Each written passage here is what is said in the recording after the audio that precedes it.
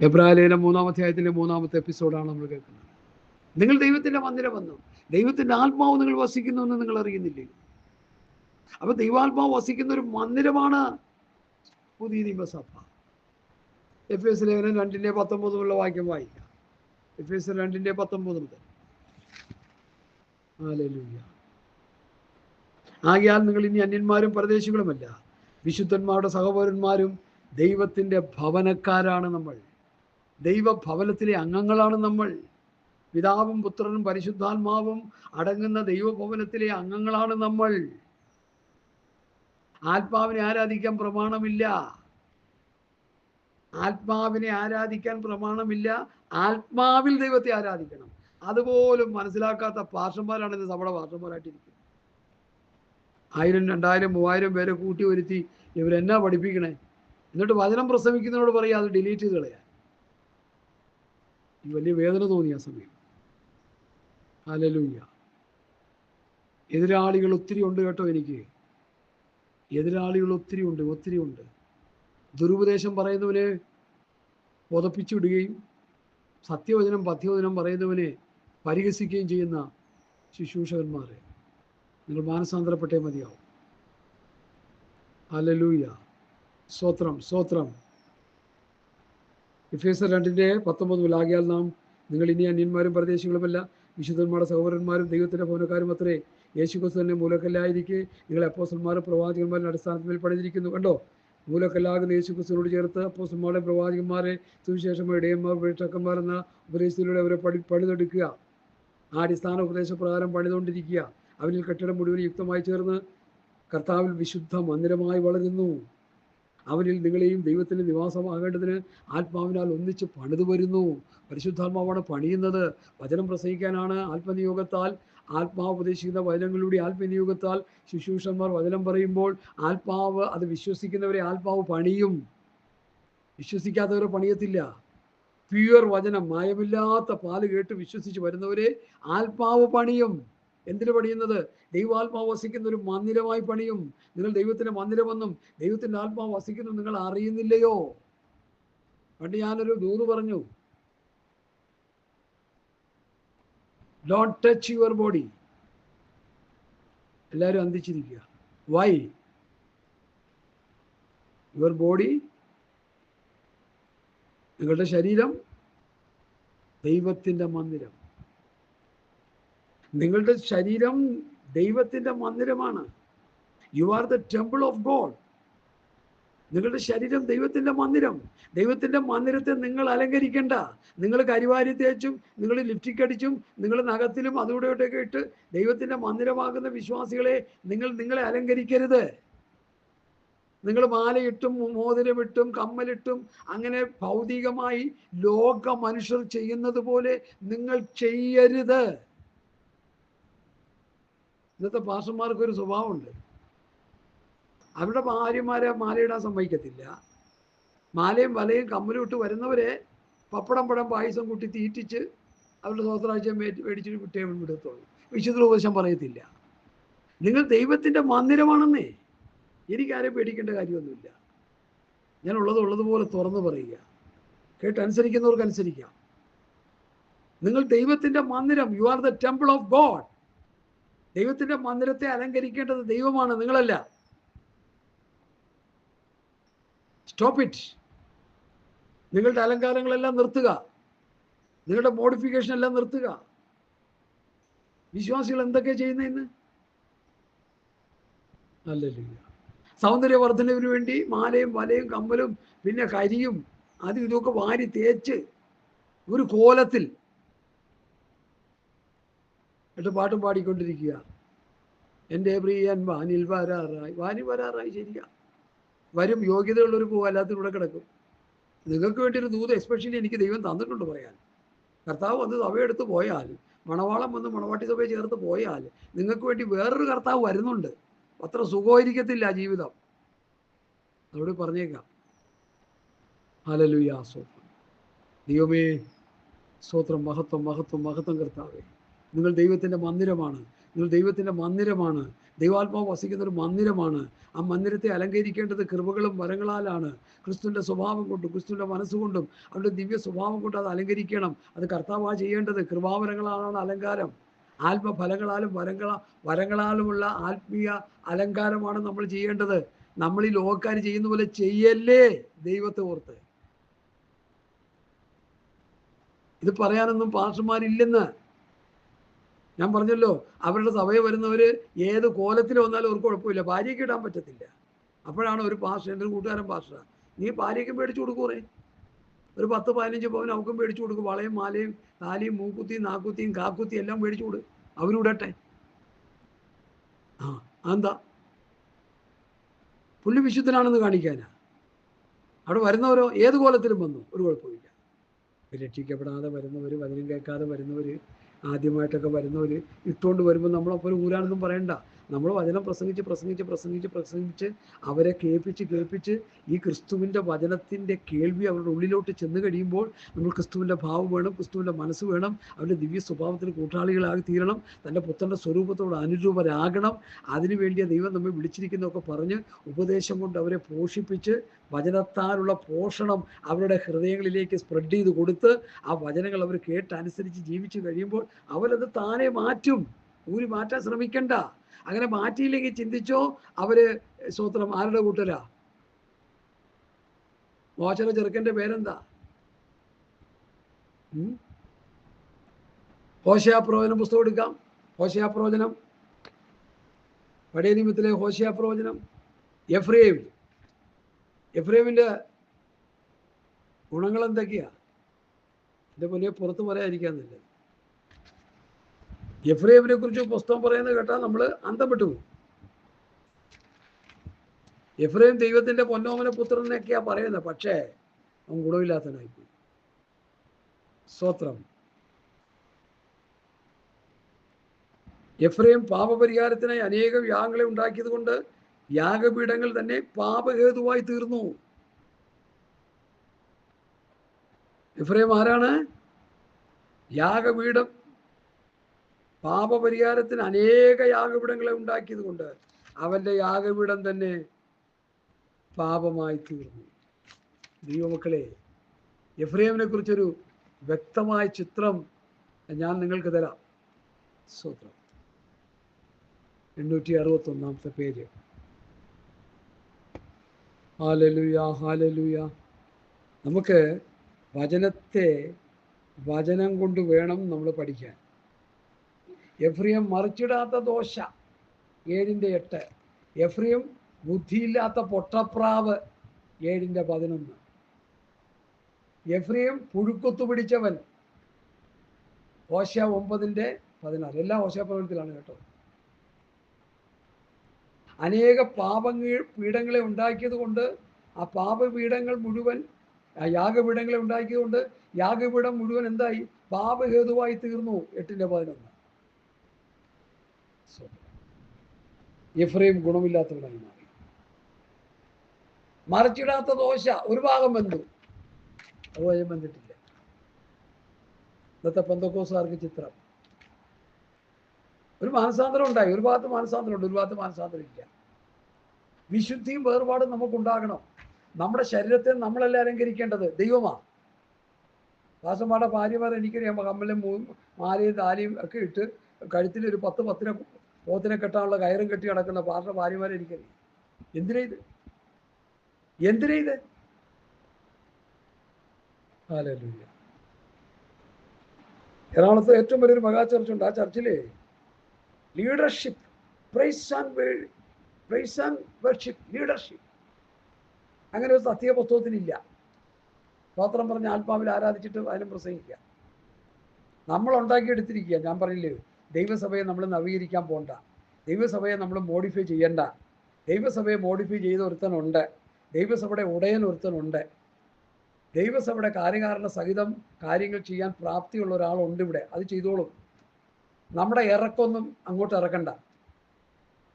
നമ്മൾ അതും ഇതൊക്കെ ചെയ്തു കഴിയുമ്പോൾ അത് വിനയായിട്ട് മാറും. വെളുക്കാൻ തേച്ചത് പാണ്ടായി തീർന്നെന്ന് പറഞ്ഞ പോലെ. അതുകൊണ്ട് ദൈവസഭയ്ക്ക് ലിഖിതമായൊരു പ്രമാണമുണ്ട്, ഒരു വ്യവസ്ഥിതിയുണ്ട്. അവർക്ക് വസ്ത്രധാരണ എല്ലാറ്റിലും മാന്യമായ വസ്ത്രം ധരിക്കണമെന്ന് തന്നെ പറഞ്ഞേക്കുന്നത്. കടുംചുവപ്പൊക്കെ ഇട്ട് വരുന്ന സഹോദരിമാരെ കണ്ടിട്ടുണ്ട്. അവർ കടുംചുവപ്പിട്ട സ്ത്രീ വെളിപ്പാട് പുസ്തകത്തിൽ കിടക്കുക. പഠിക്കണം അതെന്താണ്. മാന്യമായി യോഗ്യമായ വസ്ത്രം ധരിക്കുക, യോഗ്യമായ അണിഞ്ഞൊരുങ്ങൽ, മറ്റുള്ളവരെ ആകർഷിക്കത്തക്ക നിലയിലുള്ള യാതൊരു അണിഞ്ഞൊരുങ്ങലും ദൈവമക്കൾക്കോ പാസ്റ്റർമാർക്കോ പാടില്ല. സംശയമില്ല കാര്യം. എന്നെ എങ്ങനെ കണ്ടാൽ അപ്പം പിടിച്ചോണം. പാസ്റ്റർമാർക്ക് നന്നാകണ്ടെന്ന് ഒരു ഒരു ഒരു ഒരു ചൊല്ല് ഇറങ്ങിയിട്ടുണ്ട്. ഇപ്പോൾ പാസ്റ്റർമാരെ ആദ്യം നന്നാകണ്ടെന്നാണ് ഞാൻ പറയുന്നത്. കരി തേച്ചുകൊണ്ടൊരു ഒറ്റ പാസ്റ്റർ പുൾപ്പിറ്റ് നിൽക്കാൻ പാടില്ല, സമ്മതിക്കില്ല. ഞാൻ കേൾക്കത്തില്ല അവിടെ പ്രസംഗം, അവിടെ പഠിപ്പിക്കലും ഞാൻ കേൾക്കത്തില്ല. വേണ്ടത് ലോകത്തോട് അൻപവരായി തീർന്നവൻ്റെ പ്രസംഗം നമുക്കെന്തിനാ? ക്ലാസ് എന്തിനാ? പഠിപ്പിക്കലെന്തിനാ? ഞാൻ വടക്ക് പറയുക ചീത്ത പറയുന്നുമല്ല. അത് യോഗ്യമല്ല, അത് ഭൂഷണമല്ല. ഒരു ദൈവദാസൻ എങ്ങനെയായിരിക്കണമെന്നുള്ളത് 1 തീമോഥെയോസ് 2 തീമോഥെയോസ് തീത്തോസ് ഫിലമോൻ ഇടയലേഖനങ്ങളിൽ വ്യക്തമായി എഴുതി വെച്ചിട്ടുണ്ട്. അത് വായിച്ചു പഠിച്ച എത്ര പാസ്റ്റർമാരുണ്ട്. ഞാൻ മുമ്പോട്ട് പോട്ടെ. ഹല്ലേലൂയ, സ്തോത്രം. വിഷയത്തിന്റെ ഗൗരവം നമ്മൾ മനസ്സിലാക്കുക. Praise the Lord, praise the Lord. അതുകൊണ്ട് എന്നെ കേൾക്കുന്ന പ്രിയപ്പെട്ടവരെ, ഇബ്രായ ലേഖനത്തിൽ പൗലോസ് പറയുന്ന ആ മർമ്മം നമ്മൾ മനസ്സിലാക്കണം. പ്രത്യാശയുടെ ധൈര്യവും പ്രശംസയും നാം അവസാനത്തോളം മുറുകെ പിടിച്ചുകൊണ്ടാൽ നാം തന്നെ അവൻ്റെ ഭവനമായി. നാം ആകുന്ന ഭവനത്തിൽ ദൈവം വസിക്കുന്നു. അതുകൊണ്ട് പരിശുദ്ധാത്മാവ് അരുളി ചെയ്തതുപോലെ ഞാൻ വനത്തിലേക്ക് വരുന്നു. ഇന്ന് നിങ്ങൾ അവൻ്റെ ശബ്ദം കേൾക്കുന്നുവെങ്കിൽ മരുഭൂമിയിൽ വെച്ച് പരീക്ഷാ ദിവസത്തിലെ മത്സരത്തിൽ എന്ന പോലെ നിങ്ങളുടെ ഹൃദയം കഠിനമാക്കരുത്. അവിടെ വെച്ച് നിങ്ങളുടെ പിതാക്കന്മാർ എന്നെ പരീക്ഷിച്ചു, 40 ആണ്ട് എൻ്റെ പ്രവൃത്തികളെ കണ്ടിട്ട് എന്നെ ശോധന ചെയ്തു. അതുകൊണ്ട് എനിക്ക് ആ തലമുറയോട് നീരസമുണ്ടായി. അവരെപ്പോഴും തെറ്റിപ്പോകുന്ന ഹൃദയമുള്ളവരെന്നും എൻ്റെ വഴികളെ അറിഞ്ഞിട്ടില്ലാത്തവരെന്നും ഞാൻ പറഞ്ഞു. അവരെൻ്റെ സ്വസ്ഥതയിൽ പ്രവേശിക്കുകയില്ല എന്ന് ഞാൻ എൻ്റെ ക്രോധത്തിൽ സത്യം ചെയ്തു. ദൈവമക്കളെ, ഈ പറയുന്ന കാര്യങ്ങളൊക്കെ നമ്മൾ നന്നായിട്ട് മനസ്സിലാക്കണം. നമ്മൾ ദൈവത്തിൻ്റെ ശബ്ദം കേൾക്കുന്നുവെങ്കിൽ മത്സരത്തിൽ എന്ന പോലെ നിങ്ങളുടെ ഹൃദയം കഠിനമാക്കരുത്. ഹൃദയം കഠിനമാക്കരുത്. ഹൃദയം കഠിനമാക്കരുത്. ഹൃദയം കഠിനമാക്കിയാൽ വചനം ഹൃദയത്തിൻ്റെ ഉള്ളിൽ പ്രവേശിക്കത്തില്ല. എബ്രായർ 4 ആ വാക്യമുള്ളത്. ദൈവത്തിൻ്റെ വചനം ജീവനും ചൈതന്യമുള്ളതായി ഇരുവായത്തിലുള്ള ഏത് വാളിനേക്കാളും മൂർച്ചയേറിയതും പ്രാണനെയും ആത്മാവിനെയും സന്ധിമജ്ജകളെയും വേർപിടിക്കുന്നതിനെ തുളച്ചു ചെല്ലുന്നതുമാകുന്നു.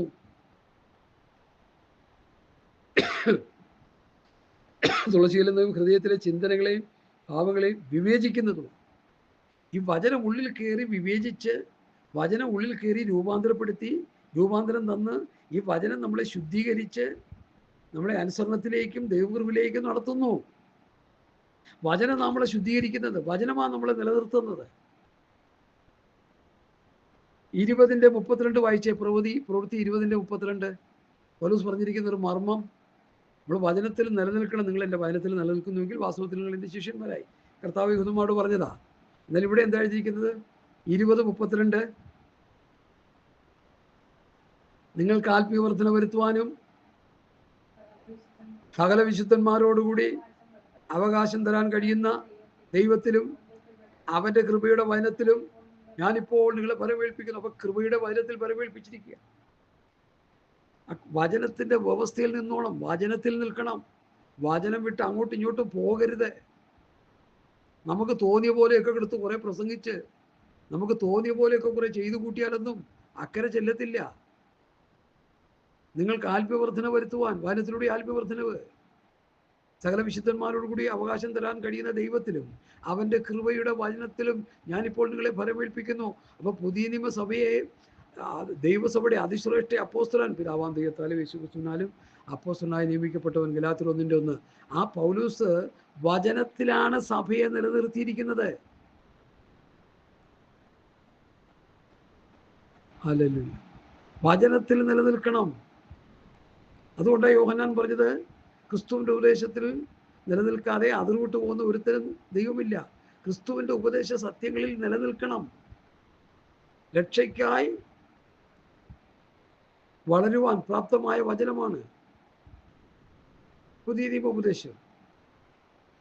രക്ഷയ്ക്ക് ജ്ഞാനിയാക്കുവാൻ മതിയായ തിരുവെടുത്ത് അതിൽ നിലനിൽക്കാനാണ് പൗലോസ് തീമോഥെയോസിനോട് പറഞ്ഞത്.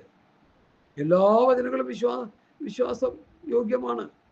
ആദിയിൽ നിന്ന് തുടങ്ങി ആമേൻ, ഉൾപ്പാട് പുസ്തകത്തിൽ ആമേൻ കർത്താവ് യേശു വേഗം വരണമേ എന്നുള്ളത് വിശ്വാസയോഗ്യമാണ്. അത് ദൈവവചനം തന്നെയാണ്. ഇത് ശക്തമായ ദൈവത്തിൻ്റെ പ്രമാണങ്ങളാണ്. പക്ഷേ പൗലോസ് തീമോഥെയോസിനോട് പറയുന്നത്, നിന്നെ രക്ഷയ്ക്ക് ജ്ഞാനിയാക്കാൻ മതിയായ തിരുവെഴുത്തുകളെ നീ ബാല്യം മുതൽ എന്നോട് കേട്ട് പഠിച്ചു, അതിൽ നിലനിൽക്കുക. അതിൽ നിലനിന്നാണ് നിത്യതയ്ക്ക് പോകേണ്ടത്. പഠിച്ചനുസരിക്കേണ്ടത് ക്രിസ്തുവിൻ്റെ പ്രമാണമാണ്. യാതൊരു സംശയമില്ല, അത് ക്ലിയർ കട്ടാണ്. അത് പ്രസംഗിക്കുമ്പോൾ അത് ഡിലീറ്റ് ചെയ്ത് കളയണമെന്ന് ഇവിടെ പാസ്റ്റർ പറഞ്ഞുകൊണ്ടിരിക്കുന്നു. എന്നോടൊരു പാസ്റ്റർ പറഞ്ഞ കാര്യമായി പറഞ്ഞു, ഡിലീറ്റ് ചെയ്ത് കളയാൻ. ഞാൻ ചോദിച്ചു, എന്തിനാ ഡിലീറ്റ് ചെയ്ത് കളയണേ? ഉടനെ ഞാൻ എൻ്റെ ഒരു സ്നേഹിതനോട് വിളിച്ചു ചോദിച്ചു, ഈ പുള്ളി അറിയുമെന്ന് പറഞ്ഞു. ഇങ്ങനെയൊക്കെ പറയുന്നുണ്ട്, പുള്ളി പറയണമെന്നും കേൾക്കണ്ട, പുള്ളി അത് അതിൻ്റെ അപ്പുറം പറയുമെന്ന് പറഞ്ഞു. എനിക്ക് ആ അദ്ദേഹത്തോടും പടക്കൊന്നുമില്ല. അദ്ദേഹം നല്ലൊരു SI ആയിരുന്നു. അതിനുശേഷം കർത്താവിൻ്റെ വിലക്കൊണ്ട് പ്രയോജനപ്പെട്ട് ഇറങ്ങി വന്നതാണ്. ശിഷ്യപ്പെട്ട് പഠിക്കേ, ദൈവവചനം പറവേൽപ്പിച്ച് ഏതെങ്കിലും ഗുരുക്കന്മാരുടെ അവരിൽ നിന്ന് പഠിക്കേ. തിരുവനന്തപുരത്ത് ഉപദേശം മുഴുവൻ എനിക്കറിയാം, നന്നായിട്ടറിയാം.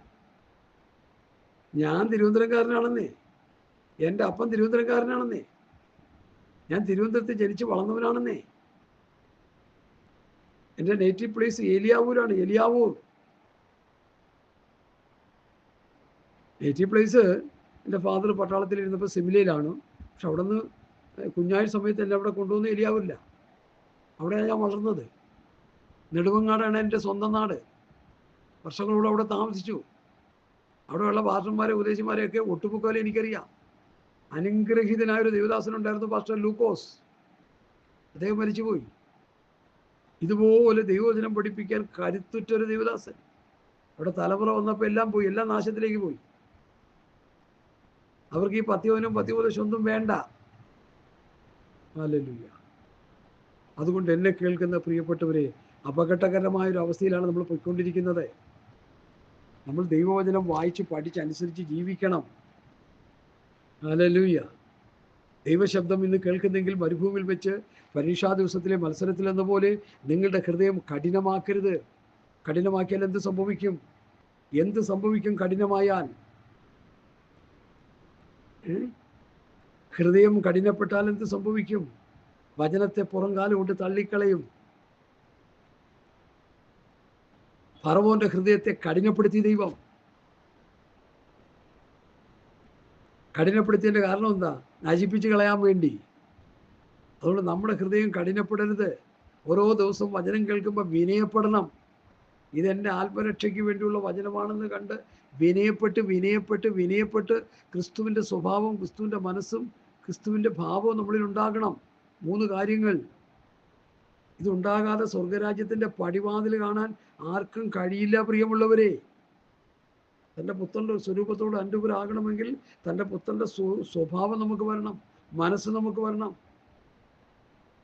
ഹല്ലേലൂയ. പുരുഷാരത്തെ കണ്ടിട്ട് മനസ്സലിഞ്ഞു. 3 നാളായി എന്നോട് കൂടി പാർക്കുന്നു. ഇവരെ ഇങ്ങനെ വിട്ടയച്ചാൽ വഴിയിൽ വെച്ചൊരു തളർന്നു പോകും. ഇവർക്ക് ഭക്ഷിപ്പാൻ കൊടുക്കും. ഞങ്ങളുടെ ഒന്നുമില്ല, പാർട്ടന്മാരിലൊന്നുമില്ല ഭക്ഷിക്കാൻ കൊടുക്കാൻ. ബിരിയാണി മേടിച്ചു കൊടുക്കാനും ബിരിയാണി വെച്ചു കൊടുക്കാനും കഞ്ഞി വിളമ്പാനും ചോറും പപ്പടം പഴം പായസം കൊടുത്ത് തിരുമ്മി കൊടുക്കാനൊക്കെ ഇഷ്ടം പോലെ ആളുണ്ട്. ഞാനൊരു പ്രസ്ഥാനത്തിൻ്റെ ബൈബിൾ സ്റ്റഡിക്ക് പോയി. അവിടെ ചെന്നപ്പോൾ തന്നെ സ്നേക്സും ചായയും. അത് കഴിഞ്ഞ് ബൈബിൾ സ്റ്റഡി. മൃഗം വരുന്നു, ഘോരമൃഗം വരുന്നു. വെളിപ്പാട് പുസ്തകത്തിലെ മൃഗത്തെക്കുറിച്ച് പ്രസംഗിച്ചുകൊണ്ടിരിക്കുക. പൊന്നി, അത് യേശുക്രിസ്തുവിന്റെ കാലത്ത് നടക്കുന്ന സംഭവമല്ലേ? കർത്താവ് ഒന്ന് സഭയെ ചേർക്കാൻ വേണ്ടുന്ന ഉപദേശമല്ലേ നമ്മൾ സഭയെ പഠിപ്പിക്കേണ്ടത്? എന്തൊരു അബദ്ധങ്ങളാണ് ചെയ്തു വയ്ക്കുന്നേ. ആളെ കൂട്ടി പപ്പടം പഴം, ഞാൻ പറഞ്ഞില്ലേ, ഇറച്ചിയും മീനും വെച്ച് തീറ്റിക്കുക. ഞാൻ ബൈബിൾ സ്റ്റഡിക്ക് വേണ്ടി ഒരു സഹോദരനെ വിളിച്ചുകൊണ്ട് പോയതാ. ചെന്നപ്പോൾ തന്നെ സ്നേക്സും ചായയും തന്നു. അത് കഴിഞ്ഞ് ബൈബിൾ ക്ലാസ്സിനിരുന്നു. അത് കഴിഞ്ഞപ്പോൾ ഇറച്ചിയും മീനും കൂട്ടി ചാപ്പാട്. പ്രവചന പുസ്തകം, ദാനിയേൽ പ്രവചനം പഠിപ്പിക്കല്ലേ, നല്ല കാര്യം.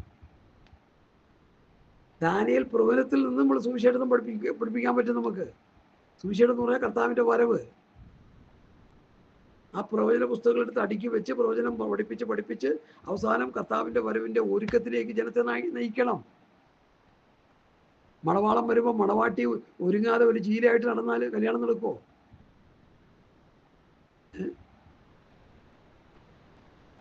ഒരു മണവാളം വന്നു, പെണ്ണിന് പിശാചി കയറിയെന്ന് വെക്കുക, അല്ലെങ്കിൽ മാനസിക നില തെറ്റിയെന്ന് വെക്കുക. പെണ്ണ് ഒരു അടിവസ്ത്രമൊക്കെ ഇട്ട് ഇങ്ങനെ നിൽക്കുക, പാവാടയൊക്കെ ഇട്ട് ബ്ലൗസൊക്കെ ഇട്ടിരിക്കുക. അവന് കല്യാണം ഡ്രസ്സ് എന്നെ കൊണ്ട് പറ്റത്തില്ലെന്ന് പറഞ്ഞാൽ കല്യാണം നടക്കുമോ? അല്ല, മിടുക്കൻ ചെറുക്കനാണെങ്കിൽ വേറെ ഏതെങ്കിലും ഒരു പെണ്ണിനെ നോക്കി അപ്പോൾ കല്യാണം കഴിച്ചാവും എൻ്റെ പാട്ടിന് പോകും. നമ്മൾ ഒരുങ്ങണം പ്രിയമുള്ളവരെ. ആത്മീയ അനുഭവങ്ങൾ പ്രാപിച്ച് നമ്മൾ ഒരുങ്ങണം. ആത്മഫലത്താലും വരത്താലും ആത്മഫലങ്ങളുള്ള ഒരു കന്യകയായി നമ്മൾ തീരണം. കർത്താവിൻ്റെ ഉപദേശത്തിൻ്റെ തികവിലേക്ക് നമ്മൾ വരണം. മണവാളൻ നമ്മളെ കൊണ്ടുപോകാൻ വരുമ്പോൾ ആ മണവാളനെ പ്രസാദിപ്പിച്ചുകൊണ്ട് ജീവിക്കണം. മണവാളൻ ഇഷ്ടം ചെയ്യണം. അതൊക്കെയായി പുതിയ നിയമത്തിൽ നമ്മൾ പഠിച്ചുകൊണ്ടിരിക്കുന്നത്. ഹല്ലേലൂയ. ഇവിടെ ഇസ്രായേൽ മക്കളെ കുറിച്ച് പറയുന്ന ഒരു രോദനമാണ് നമുക്ക് കാണാൻ കഴിയുന്നത്. എന്താണ്? അവിടെ വെച്ച് മരുഭൂമിയിൽ പരീക്ഷാ ദിവസത്തിൽ മത്സരത്തിൽ എന്ന പോലെ നിങ്ങളുടെ ഹൃദയം കഠിനമാക്കരുത്. അവിടെ വെച്ച് ഞങ്ങളുടെ പിതാക്കന്മാർ എന്നെ പരീക്ഷിച്ചു. ദൈവത്തെ പരീക്ഷിച്ചെന്ന്. മോശയുടെ കൂടെയുള്ള ജനം ദൈവത്തെ പരീക്ഷിച്ചു. 40 ആണ്ട് എൻ്റെ പ്രവൃത്തികളെ കണ്ടിട്ട് അവർ എന്നെ ശോധന ചെയ്തു. 40 ആണ്ട് ദൈവം അവരെ നടത്തി. ഈ 40 ആണ്ടും അവർ നശിച്ചുകൊണ്ടിരിക്കുകയായിരുന്നു. അതേ നിലയിലേക്ക് പുതിയ നിയമസഭ വന്നിരിക്കുക. ലോകത്തിന്റെ ഭരണം നടത്താനും ലോകസ്നേഹികളാകുവാനും ദ്രവ്യാഗ്രഹികളാകുവാനും കസേരമോഹികളാകുവാനും എന്നു വേണ്ട സർവത്ര നാശം. ഇടിനാശം വെള്ളപ്പൊക്കം എന്ന് പറഞ്ഞ പോലെ.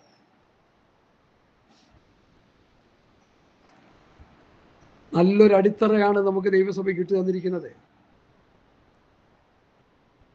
ഇന്ത്യക്ക് വേണ്ടി, ഇന്ത്യ രാജ്യത്തിന് വേണ്ടി എത്രയോ വിദേശ മിഷണറിമാർ വന്ന് നമുക്ക് വേണ്ടി കഷ്ടപ്പെട്ടു.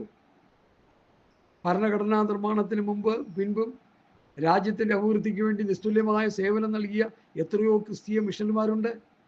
ഞങ്ങളുടെ ആയുസ് മുഴുവൻ ഭാരത ജനത്തിന് വേണ്ടി, നന്മയ്ക്ക് വേണ്ടി പ്രവർത്തിച്ച വില്യം കേറി തുടങ്ങി 100 മിഷണറിമാരുടെ പേരുകൾ ഒരിക്കലും വിസ്മരിക്കാവതല്ല. ആധുനിക വിദ്യാഭ്യാസത്തിന്റെ പ്രചരണം, ശിശുഹത്യ നിരോധിക്കൽ, സതി സമ്പ്രദായം നിരോധിക്കൽ, സ്ത്രീകളുടെ ഉന്നമനം, അടിമത്തത്തിന് അവസാനം കുറിക്കൽ. നമ്മൾ ഈ വായിച്ചു പഠിക്കുന്ന ബൈബിൾ പ്രിന്റ് ചെയ്തത് ആദ്യം ബൈബിളാണ് പ്രിന്റ് ചെയ്തത്. അല്ല എഞ്ചൂടിയല്ല, മഹാഭാരതമല്ല, ഖുറാനല്ല. ഹല്ലേലൂയ. ആയിരക്കണക്കിന് വിദ്യാഭ്യാസ സ്ഥാപനങ്ങൾ, കോളേജുകൾ, ആസ്പത്രികൾ, അനാഥാലയങ്ങൾ, തൊഴിൽ സ്ഥാപനങ്ങൾ തുടങ്ങിയവയ്ക്ക് ക്രിസ്തീയ സംഘടനകളും സഭകളും നേതൃത്വം നൽകി.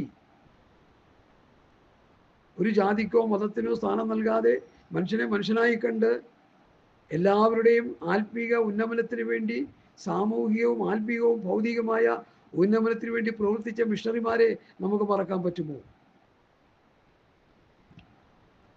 സ്വന്തം സഹോദരങ്ങളെ പോലെ ഹിന്ദുവിനെയും മുസ്ലിമാനെയും ജൈനമതക്കാരെയും ബുദ്ധമതക്കാരെയും ചേർത്ത് പിടിച്ച് എല്ലാവരോടും സുവിശേഷം പ്രസംഗിച്ച് പള്ളികളുണ്ടാക്കി പള്ളിയിൽ പോയി പ്രാർത്ഥിക്കാൻ പറഞ്ഞു. അവരുടെ കുഞ്ഞുങ്ങളെ പള്ളിക്കൂടത്തിൽ പഠിപ്പിച്ചു.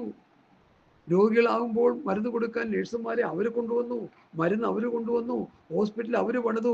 അങ്ങനെ പണിത ഹോസ്പിറ്റലാണ് കൊച്ചിൻ പോർട്ടസ്റ്റ് ഹോസ്പിറ്റൽ. ബ്രിട്ടീഷുകാർ പണിതതാ. അവരിട്ട ഫാനാണ് ഇന്നും കിടക്കുന്നത്. 1 നൂറ്റാണ്ട് കഴിഞ്ഞെന്നാ തോന്നുന്നത്.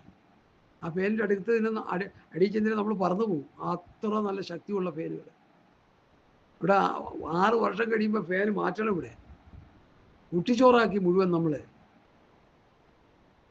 നല്ല ഭരണ സംവിധാനം, വിദ്യാഭ്യാസം, കോളേജ്, പഠിപ്പിക്കൽ, ഇതൊക്കെ അവർ നൽകിയ സംഭാവനകളല്ലേ? ഇപ്പം അവരെല്ലാം പുറത്താക്കണം. ഇടത് ക്രിസ്ത്യാനികളെ പുറത്തു പോകണം, എല്ലാം ആദ്യം പുറത്തു പോകണം. ഇവിടെ ഒരു 1-2 മതം മാത്രം മതി. ആ പരുവത്തിലായില്ലേ? ജനാധിപത്യത്തെ കശാപ്പ് ചെയ്യുന്ന ഭരണാധികാരികൾ. ഞാനല്ല രാഷ്ട്രീയ നിരീക്ഷകർ പറയുന്ന. അതൊക്കെ ഞാൻ പോട്ടെ, അതൊക്കെ ഞാനങ്ങ് വിടുക. നമുക്ക് ആത്മീയമായതിലേക്ക് വരാം. നിങ്ങൾ ദൈവനാമത്തിൽ ക്ഷമിക്കുക. രാഷ്ട്രീയം പറയാൻ ഞാൻ ഇരിക്കുകയല്ല ഇവിടെ. പക്ഷേ ക്രിസ്തീയ സഭയ്ക്ക് അടിത്തറയിട്ട മിഷണറിമാരെ ഒരിക്കലും മറക്കാൻ പറ്റത്തില്ല. അനുഗ്രഹീതമായ ദൈവദാസന്മാരാണ്. അവരുടെ കുഞ്ഞുങ്ങൾ മരിച്ചിട്ട് അവരിവിടെ അടക്കിയത്. അവരുടെ വിദേശത്തുള്ള പണം മുഴുവൻ അവർ കൊണ്ടുവന്ന് ഇവിടെയാണ് ചെലവഴിച്ചത്. മനസ്സിലായോ?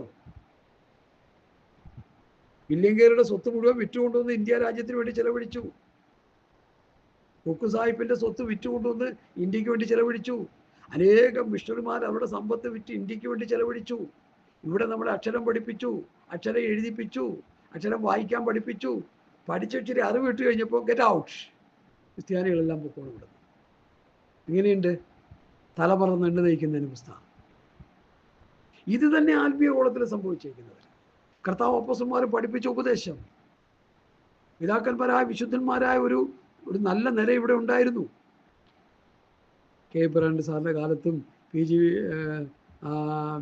PM ഫിലിപ്പച്ചനും pastor CC George, TG Uppachan, അതിൽ ഞങ്ങളെ പഠിപ്പിച്ച ഒരാളാണ് CC ജോർജ്.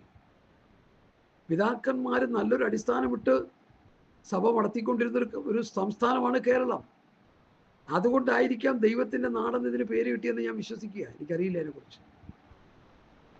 യഹൂദന്മാരെ ദ്രോഹിക്കാതെ ചേർത്ത് പിടിച്ച ഒരു സംസ്ഥാനമാണ് കേരളം, അല്ലെങ്കിൽ ഭാരതം. അതും ഒരു ബ്ലെസ്സിങ് ആയിട്ട് നമുക്ക് കിട്ടിയിട്ടുണ്ട്. അതല്ല ഇപ്പൊ കുട്ടിച്ചോറാക്കി. ഹല്ലേലൂയ. അതുകൊണ്ട് ദൈവത്തെ പരീക്ഷിക്കരുത് ആരും. നമ്മുടെ ഹൃദയത്തെ കഠിനമാക്കരുത്. ഈ വചനങ്ങൾ ഹൃദയത്തിൽ സംഗ്രഹിച്ച് ആ വചനത്തിനനുസരിച്ച് ജീവിച്ച് ഉപ്പ് പോലെ രുചിക്കുകയും വെളിച്ചം പോലെ പ്രകാശിക്കുകയും ചെയ്യണം. അതാ ദൈവം നമ്മെക്കുറിച്ച് ആഗ്രഹിക്കുന്നത്. ആത്മഫലങ്ങൾ പുറപ്പെടുവിക്കണം. ഫലമില്ലെങ്കിൽ വെട്ടിക്കളയും. ഫലമില്ലാത്ത വൃക്ഷത്തെ വെട്ടുന്ന പതിവ് ദൈവത്തിനുണ്ട്. ഫലമില്ലാത്ത സമൂഹത്തെ നീക്കിക്കളയുന്ന രീതി ദൈവത്തിനുണ്ട്. ഇന്ന് കേരളത്തിലും ഭാരതത്തിലും നടക്കുന്ന സകല പ്രശ്നങ്ങൾക്കും കാരണക്കാർ പുതിയ നിയമസഭയാ. ഇവിടെ നടക്കുന്ന ഒന്ന് കലാപങ്ങൾ, വർഗീയ കലാപങ്ങൾ. രണ്ട് മാരകമായ രോഗങ്ങൾ, രോഗത്തിന്റെ പിടിയിൽ അമർന്നു. ഹല്ലേലൂയ, സ്തോത്രം. 3 പ്രകൃതിക്ഷോഭം. പ്രകൃതിക്ഷോഭം, രോഗങ്ങൾ, കലാപങ്ങൾ. ഇത് ഈ ഭാരതത്തിലും കേരളത്തിലും ആഗോള വ്യാപകമായി വന്നുകൊണ്ട് എന്താ കാര്യം? ദൈവസഭ ആ സഭയ്ക്ക് മൂല്യച്യുതി സംഭവിച്ചു. ദൈവത്തെ അറിയേണ്ട പോലെ അറിയാൻ ദൈവസഭയ്ക്ക് കഴിയുന്നില്ല. ദൈവത്തിൻ്റെ പ്രമാണം അനുസരിക്കാൻ ദൈവസഭയ്ക്ക് കഴിയുന്നില്ല. ദൈവമക്കൾ, ദൈവത്തിൻ്റെ ദാസന്മാർ, സഹോദരീ സഹോദരങ്ങൾ, സ്തോത്രം. ഹല്ലേലൂയ. പ്രിയ ദൈവമക്കളെ, ഞാൻ എന്തിനാ ഇത് പറയുന്നത്? Hallelujah, hallelujah. ദൈവസഭയുടെ മൂല്യച്യുതി സംഭവിച്ചതാണ് നമുക്ക് കോട്ടം സംഭവിക്കാൻ കാരണം. നിങ്ങൾ മനസ്സിലാക്കണം. ദൈവസഭയുടെ മൂല്യച്യുതിയാണ് നമ്മുടെ രാജ്യത്തിന് പോലും ഇത്രയും ദോഷങ്ങൾ സംഭവിക്കാൻ കാരണം. എന്താ പാസ്റ്റർ അങ്ങനെ പറഞ്ഞത്? പറയാം. എൻ്റെ നാമം വിളിക്കപ്പെട്ടിരിക്കുന്ന എൻ്റെ ജനം തങ്ങളെ തന്നെ താഴ്ത്തി പ്രാർത്ഥിച്ച് തങ്ങളുടെ ദുർമാർഗ്ഗങ്ങളെ വിട്ടുതിരിഞ്ഞ് എൻ്റെ മുഖം അന്വേഷിക്കുമെങ്കിൽ ഞാൻ സ്വർഗ്ഗത്തിൽ നിന്ന് പ്രാർത്ഥന കേട്ട് ദേശത്തിന് സൗഖ്യം കൊടുക്കും. ദേശത്തിന് സൗഖ്യമില്ല. കലാപങ്ങൾ നിമിത്തം ദേശത്തിന് സൗഖ്യമില്ല. മാരകമായ രോഗത്തിൻ്റെ അടിമകളായി നമ്മുടെ ജനം. രോഗത്തിന് സൗഖ്യമില്ല, ആക്ഷരിക സൗഖ്യമില്ല. പ്രകൃതിക്ഷോഭങ്ങൾ. നമ്മൾ ഭക്ഷിക്കേണ്ട വസ്തുക്കൾ മഴ കൊണ്ടും മറ്റ് വിവിധ നിലയിലും അത് നശിച്ചു കൊണ്ടിരിക്കുക. അതിൻ്റെ ക്ഷാമം നമ്മൾ അനുഭവിക്കാൻ പോവുകയാണ്. ഇതെല്ലാം ദൈവസഭ തകർന്നുകൊണ്ടതാണെന്നാണ് വേദപണ്ഡിതന്മാർ പറയുന്നത്. 100% ഞാനതിനെ വിശ്വസിക്കുന്നു. വിശ്വാസിക്ക് കാരമില്ല, വിശ്വാസിക്ക് ആത്മീയ വെളിച്ചമില്ല. തന്നിമിത്തം നമ്മുടെ രാജ്യം പോലും ഇരുട്ടിലേക്ക് പോയിക്കൊണ്ടിരിക്കുക. മടങ്ങി വരാൻ മനസ്സുണ്ടോ? ദൈവസഭ പ്രമാണത്തിലേക്ക് മടങ്ങി വരാൻ മനസ്സുണ്ടോ? ദൈവ വ്യവസ്ഥയിലേക്ക് മടങ്ങി വരാൻ മനസ്സുണ്ടോ? ഉപ്പ് പോലെ രുചിക്കാൻ നമുക്ക് കഴിയുമോ? വെളിച്ചം പോലെ പ്രകാശിക്കാൻ നമുക്ക് കഴിയുമോ? സംശുദ്ധമായ ഒരു ജീവിതം നമുക്ക് നയിക്കാൻ പറ്റുമോ? ശുദ്ധഹൃദയം, നല്ല മനസ്സാക്ഷി, നിർവ്യാജ വിശ്വാസം എന്നിവയാൽ ഉളവാകുന്ന ദൈവസ്നേഹത്താൽ നിറഞ്ഞൊരു ജീവിതം നയിക്കാൻ നമുക്ക് കഴിയുമോ? ഭക്തന്മാരും ഭക്തപതികളായി തീരുവാൻ കഴിയുമോ? നമ്മുടെ ഹിപ്പോക്രൈറ്റ്സ്, കാപടഭക്തിയെല്ലാം മാറ്റാൻ കഴിയുമോ? ഇന്നത്തെ വിശ്വാസികൾ നല്ലൊരു സ്വന്തം കാപടഭക്തിക്കാരാണ്, വേഷഭക്തിയാണ്. സ്നേഹമില്ല. യഥാർത്ഥ സ്നേഹമില്ല. ഈ ഇടയ്ക്ക് സഹോദരി സ്നേഹത്തെക്കുറിച്ച് ഒരു ആർട്ടിക്കിൾ പറഞ്ഞ് എനിക്കത് ഭയങ്കര ഇഷ്ടമായി. സ്നേഹം മുഴുവൻ പ്രേമവും കാമവുമായിട്ട് തീരുക അങ്ങോട്ടും ഇങ്ങോട്ടും. നിർമ്മലമായ സ്നേഹമില്ല. അപ്പുറമ്മയോടുള്ള സ്നേഹം, ഭാര്യഭർത്തൃ സ്നേഹം, കാര്യസാധ്യത്തിന് വേണ്ടിയുള്ള സ്നേഹം. യഥാർത്ഥ സ്നേഹത്തിൻ്റെ വേരുകൾ അറ്റുപോയി. എന്താ കാര്യം? യഥാർത്ഥ സ്നേഹം വരുന്നത് ദൈവത്തിൽ നിന്നാണ്. നൽകപ്പെട്ട പരിശുദ്ധാത്മാവിനാൽ നിങ്ങളുടെ ഹൃദയങ്ങളിൽ ദൈവസ്നേഹം നൽകിയിരിക്കുന്ന റോമാലേഖനം എഴുതിയിരിക്കുന്നത്. റോമാലേഖനം 5-ാം അധ്യായത്തിൽ ആ വാക്യമാണ്. ഞാനത് നിങ്ങളെ വായിച്ചു കേൾപ്പിക്കാം. ഹല്ലേലൂയ. റോമാലേഖനം 5-ാം അധ്യായത്തിൽ പ്രത്യാശയ്ക്കോ ഭംഗം വരുന്നില്ല. ദൈവത്തിൻ്റെ സ്നേഹം നമുക്ക് നൽകപ്പെട്ട പരിശുദ്ധാത്മാവിനാൽ നമ്മുടെ ഹൃദയങ്ങളിൽ പകർന്നിരിക്കുന്നുവല്ലോ. പരിശുദ്ധാത്മാവിൻ്റെ അഭിഷേകം പ്രാപിച്ചാൽ അവരിൽ ദൈവസ്നേഹം ഉണ്ടാവും. സ്നേഹിക്കാൻ കഴിയും തമ്മിൽ തമ്മിൽ. ഇന്ന് വെറും കാപട്യ സ്നേഹമാണ്. സ്നേഹിക്കുന്നു സ്നേഹിക്കുന്നു എന്ന് പറയും. ഒരപ്പൻ ഒരു മോളെ സ്നേഹിക്കുമോ? ഞാൻ നിന്നെ സ്നേഹിക്കുന്നു, ഞാൻ നിന്നെ സ്നേഹിക്കുന്നുണ്ട്. അവളുടെ കാര്യമായിട്ട് നടത്തി കൊടുക്കുകയില്ല. മക്കളുടെ കാര്യമൊന്നും ചെയ്തു കൊടുക്കുകയില്ല. അതുകൊണ്ട് മക്കളെ സ്നേഹിക്കുന്നു എന്ന് പറയുന്നില്ലെങ്കിലും അവരുടെ കാര്യങ്ങൾ ഭംഗിയായി A-to Z വരെ നടത്തി കൊടുത്തു കഴിയുമ്പോൾ അതല്ലേ സ്നേഹം? സ്നേഹം പറഞ്ഞുകൊണ്ടിരിക്കാനുള്ളതാണോ? സ്നേഹം ക്രിയാത്മകമായി കാണിക്കാനുള്ളതാണ്. തൻ്റെ ഏകജാതനായ പുത്രൻ വിശ്വസിക്കുന്നവനും നശിച്ചുപോകാതെ നിത്യജീവൻ പ്രാപിക്കേണ്ടതിന് അവന് നൽകുവാൻ തക്കൊണ്ട് ലോകത്തെ സ്നേഹിച്ചു.